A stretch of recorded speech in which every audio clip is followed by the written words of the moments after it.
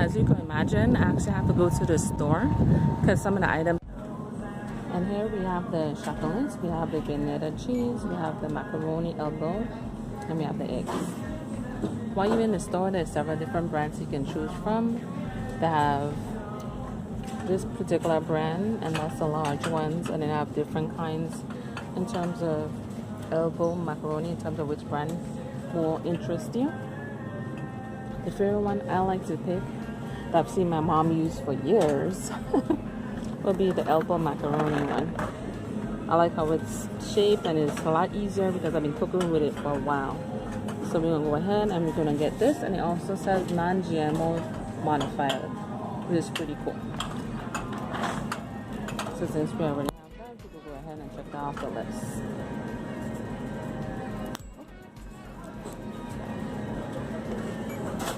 And then we have the granita cheese, and then we have the eggs again. And here we have the egg section, so we just want to pick for whichever one we want. We have the cage-free eggs, brown eggs. There's large, extra large, medium, jumbo. That's something I didn't even know they had. So let's go ahead and pick the eggs that you want and the quantity you want, because some of them are 12, some of them are 4, 6. We're looking for a 12, at least a medium or a large. I heard eggs best. This one is the one that's actually said to be the best one. And you see the quality of those, that's the one we want. And here we have the last item that's on the list. This is the cheese. We have the different kinds. We have the 2% milk, the original. There's a sharp. There's something else here. This is for quesadillas and when you're making nachos and stuff. So since I'm not familiar with all of these, I'm just gonna get the original one and then go ahead and purchase my items. As you've seen in a video before, I mentioned this cheese, the wine cheese. Pretty good stuff. If you haven't got it, you gotta try it. So moving on. I think the last thing I probably need is probably more butter, and then we out of here. Okay, so I'm ready to get all the items from in the car. I'm gonna just go ahead and put this away, and then head on back so we can actually finish the meals.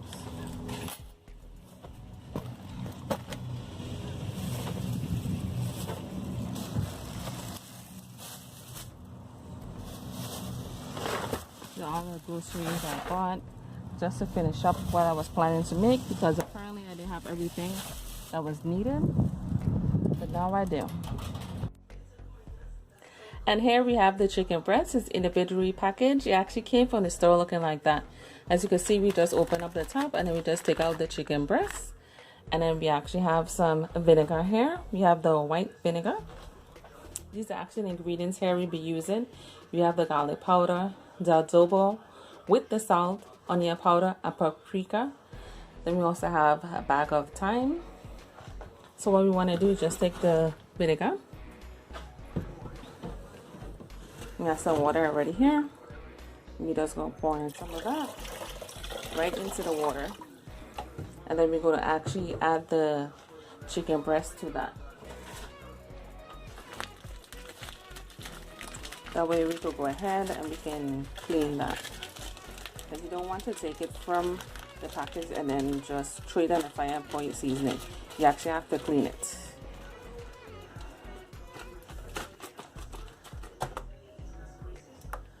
Then go in the water. Of course, this is also to help with the defrosting part, because you don't want to take it directly from the freezer and then you just put it in there to cook. You have to clean it, then season it. You lay marinade, depending on what type of chicken you are making. And just rest it. So after you take out the water that had in the white vinegar and the water, you actually have to rinse it off, so you don't have completely from the vinegar water straight onto the cutting board. Of course, we already have the ingredients here, and all we basically want to do is go ahead and start seasoning it. pour a generous amount. You have to do this for each one. If they're not flattened enough, then you might want to go ahead and do that also.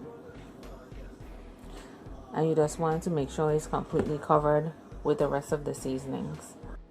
Then when it's seasoned on both sides, at this point you want to go ahead in your fridge and get you some, I'm going to use some almond milk. I like this flavor because the vanilla. It's a really good tasting one. I mean, there's cashews and other ones, but this is the one I prefer. I'm just going to put that in there. You don't want to fill it all the way up though. You just want to do a little bit because we only have 4 chicken breasts that we're actually doing today. Now, if you were doing more, then you probably obviously put in more. You take your seasoned chicken breast and then you just lay it in there. The main reason you're doing this is because you want it to marinate. This is something I'm trying for the first time, this particular recipe, because I feel you always have to advance and move forward and try something new instead of just doing the same old thing. And here I'm just going to add a little bit more. So at this point, you want to make sure it's completely covered. Then you put it in terms of some wax paper or foil paper and then just cover it and then put it in the fridge, whereas you can soak up the milk and all the different spices to be nice and tender and very good before we actually do the flouring part. The flouring part is going to come up next, and then we go forward after that. Okay everybody, so we already took in the chicken out of the refrigerator. It was marinated in the almond milk. It already was seasoned. And here we have the flour batter. We add a lot of different spices to it. Some paprika, onion powder, garlic powder, things of that nature. And we're going to take this and we're going to actually start with the chicken breast we have in here. We're just going to add the flour over it like that. We're not going to put any kind of forks in it or anything like that. And then we want to dust it off like this and then put it back in again. And then back into the flour. So we actually going to bread it twice and actually get it nicely coated. Try to run off some of the excess and put it on this wax paper here. And then we're going to repeat this step with the other ones we have here. Now, the main reason having the flour seasoned is because when you're actually doing the marinated part, some of it can actually come off. And if you actually double it like this, it get a nice crisp, and you want it to be nice and juicy and not dry. So that's one of the main reasons you want to put it in the fridge and have it marinate for a little while. I did mine, I would say about 20 to about half an hour. Some people say it's better overnight, but we're not going to do anything overnight right here. We want to make something quick, easy, but it'll take a lot of time and move forward to do something else, because we don't want to spend too much time doing this, especially when we're trying to stay healthy on a busy schedule. You're trying to get it done, be in and out. Now, if you have more time, then you could probably do a different recipe that might take a little bit more ingredients and make it happen. But this one should be just as good. Well, to be too overbearing and not to have too much going on with it. Now, this is the first time I'm trying it. I'm hoping it's something good.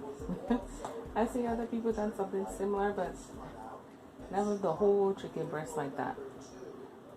When you do the whole chicken breast, sometimes you have to flatten it, because flattening helps it to cook more evenly on the sides. So what I'm going to do now is pause, because now my hand is all, have the whole batter on there. And then we're going to go ahead and we're going to put it in the fryer and move forward.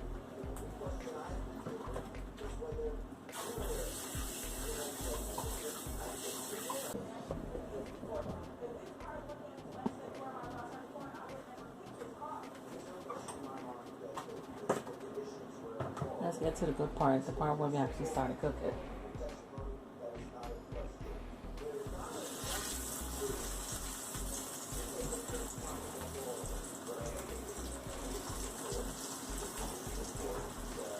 Bam!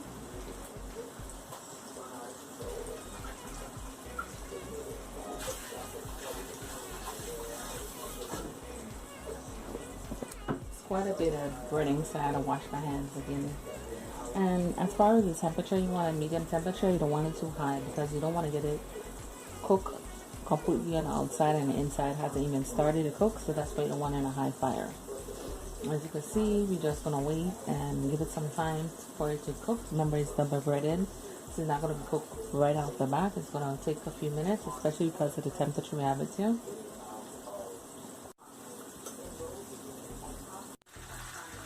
And this is the finished product. We have the chicken breast, fully breaded, and then we have some macaroni and cheese. So next time, this is Miss Kira from Sparkling Memories. Bye-bye.